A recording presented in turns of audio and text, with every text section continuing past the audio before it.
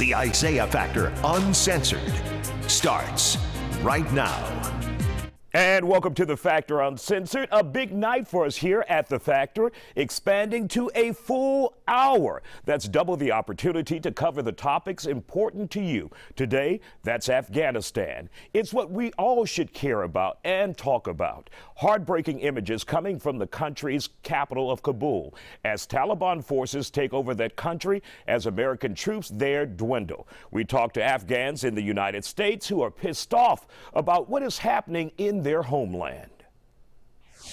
And our guests are here on The Factor Uncensored to talk about this historic but very disturbing day that we have seen in Afghanistan, along with President Biden's speech, his reaction to what we have seen in that country. Dr. Suri, let's start with you, University of Texas at Austin.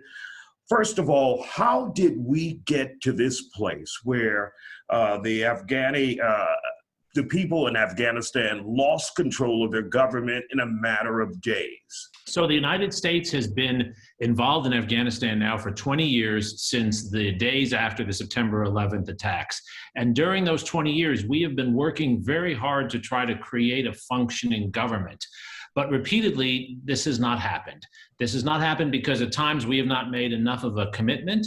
At times there's been problems of corruption, and it's very difficult to bring together a society that is filled with tribal elements and groups of different ethnic backgrounds that have very different historical experiences and are surrounded by other countries like Pakistan that are often contributing to disunion and violence in Afghanistan. What we've seen Dr. Suri, really quick, what we heard from the president today was the United States shouldn't have been in nation building. That wasn't our goal. Our goal was to go in, stop al-Qaeda, and also in terrorism, but we stayed too long. Your thoughts on that, saying we shouldn't have been there nation building?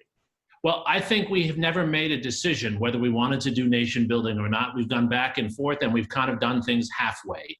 We've never made a full commitment in the way we did in places like Europe after World War II. But at the same time, we've said we want to do more than simply go after the bad guys. And I think we've gotten the worst of both worlds in many ways. Now, Bashir, you previously worked as an advisor to U.S. military in the Department of Defense in Afghanistan. When you take a look at the collapse of the government, the fleeing of the president, why weren't they able to sustain and barely a shot fired in Afghanistan? It was one of a sudden, and as an African American, it's hard.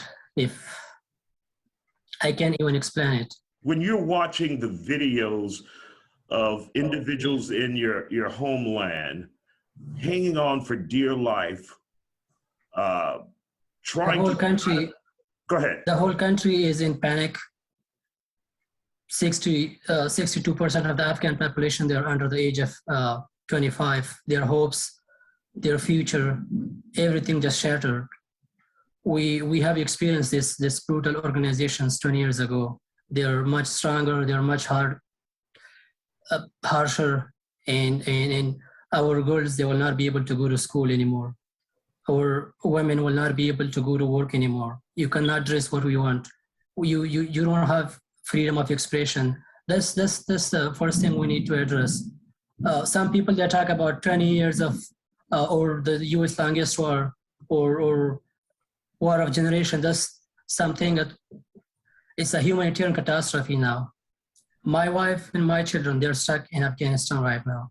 Millions of other Afghans who have worked with the government, they fear Taliban, retribution from the Taliban. Bashir, have you had an opportunity to talk with your wife and your family at all? What are they saying, if you have been able to communicate with them in Afghanistan? Yes, I do talk to them, but it's the whole, it's the entire country is panicked, it's uncertain, and nobody knows what's going to happen next. Bashir, are you angry with anyone in particular specifically? Are you disappointed in the United States? Are you angry with the Taliban? Where is your anger right now? First of all, the American leadership, they did this peace talk in the peace deal with the Taliban with too much to concede to the Taliban and didn't get anything back from them. There was no commitment from the Taliban. Taliban, there still has ties with Al-Qaeda, with other global terrorist organizations. I was listening to President Biden's speech, and he said it was not a nation building. It was just a counterterrorism mission, and we have got our objective in Osama bin Laden is killed. That's not true. The Al-Qaeda is still in Afghanistan. Taliban, they still have ties with other international terrorist organizations, and you will witness a lot, like tougher than 9/11. So if anyone think that America will be safe with the Taliban government in Afghanistan, they're wrong. And of course, we're not done yet. Up next, our other panelist, who was both a journalist and translator in Afghanistan, shares what the last few days have felt like to him. But while we head to the break, we have a poll going on Fox 26 app. How does this situation in Afghanistan have you feeling? Head to the app, click Browse, and then click Vote Now. Looking at results right now, most of you say you feel angry. Many others of you say you feel sad. And welcome back to The Factor Uncensored. We continue our conversation with our panelists about the crisis in Afghanistan. One man who once worked on the ground there as a journalist and a translator believes it's our tax dollars that is making this disaster possible. And joining us now here on The Factor Uncensored, many individuals who have a vested interest in what's going on in Afghanistan. Mr. Sharifi, we wanted to talk to you after the break. When you witness a video of people trying to escape from Afghanistan on that plane at Kabul International Airport, hanging on, and we've seen videos so far of 2 people fall to their deaths as a result of trying to escape in desperation. To express my thoughts, as Mr. Bashir said, this is one of the darkest day of the history. Yesterday I was off and I cried the whole day. My heart is pumping hard right now. It is really hard to accept this fact. And I saw those images and I saw those videos. It was really heartbreaking. And even 3 people who just tried to, hang themselves to the tires of the aircraft, and they fell off the tires, and they just, they explode. The human body explode, and the body was not recognizable. So think that how hard the situation is, how tense the situation is. Who is responsible for this?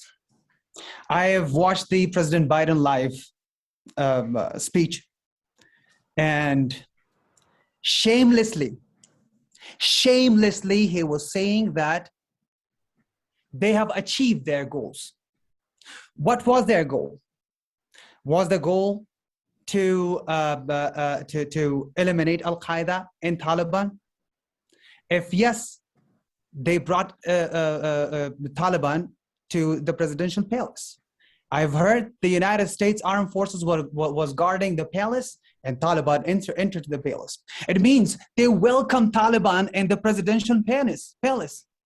So how can you say that you were there to eliminate Taliban, Al-Qaeda groups? So you literally invited Taliban back to the power.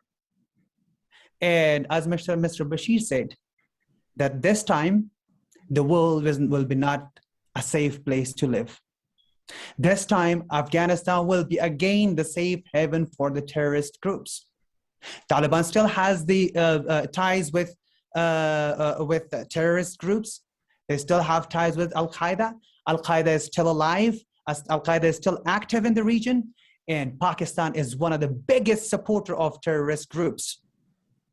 Pakistan is the biggest. It not only right now, it's been for a long time the safest, the safe haven for the terrorist groups. And who is supporting Pakistan? It's me and you, because my tax and your tax is supporting Pakistan. And what is Pakistan doing? Pakistan is supporting the terrorist groups. just heartbreaking when you look at those images. Checking in on our poll, we asked you earlier how the situation in Afghanistan has you feeling. Right now, most of you are still saying it makes you angry. Many others are saying it makes you sad. You can vote right now on the Fox 26 News app. Click Browse and vote now. Up next, damn near everyone worries about money or debt, and the crushing student debt crisis does not seem to have an end in sight. Our panel takes on whether the latest pause on payments will help at all. Stay with us on this expanded edition of The Factor Uncensored, the new Factor.